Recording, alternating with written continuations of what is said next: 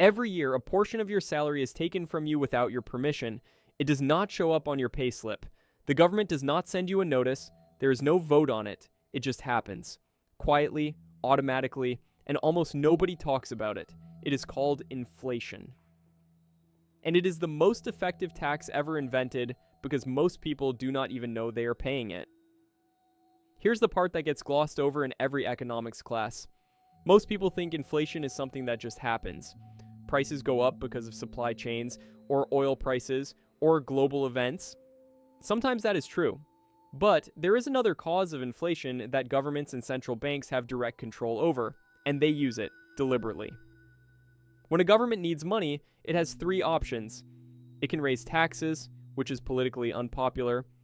It can borrow money by issuing bonds. Or it can instruct its central bank to create new money. In the United States, that is the Federal Reserve. In the UK, it is the Bank of England. When new money is created and pumped into the economy, the total amount of money increases, but the total amount of goods and services does not increase at the same rate. So each individual dollar or pound buys slightly less than it did before. That is inflation. And the government that created the new money gets to spend it first, before prices have adjusted. By the time that money filters down to regular people, prices have already risen. The government spent at yesterday's prices, you are paying tomorrow's. Let me put a real number on this. The US dollar has lost roughly 97% of its purchasing power since 1913, the year the Federal Reserve was created. A basket of goods that cost $100 in 1913 would cost over $3,000 today.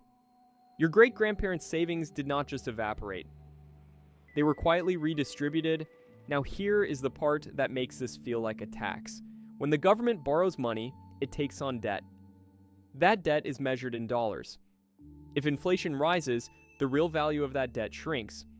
So inflation literally helps governments pay back what they owe using money that is worth less than when they borrowed it. You, holding savings in that same currency, lose purchasing power. The government, holding debt in that currency, wins. That is not a coincidence. That is the design. And here's who gets hit hardest, not the wealthy. People with assets, stocks, real estate, businesses, all of these tend to rise in value alongside inflation. Their wealth is stored in things, not in currency. But if your savings are sitting in a bank account earning 1% interest while inflation runs at 4 or 5%, you are losing 3 to 4% of your wealth every single year. Silently. Without a single line on your tax return to show for it. This is why economists call inflation a regressive force. It punishes people who save in cash.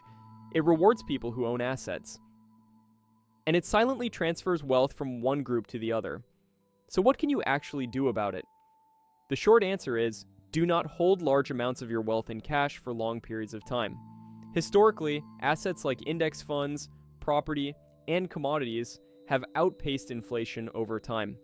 The goal is not to get rich quickly. The goal is simply not to get slowly robbed. Now, none of this means inflation is always evil or always deliberate. A small, stable amount of inflation, around 2%, is actually the target most central banks aim for. It encourages spending and keeps economies moving.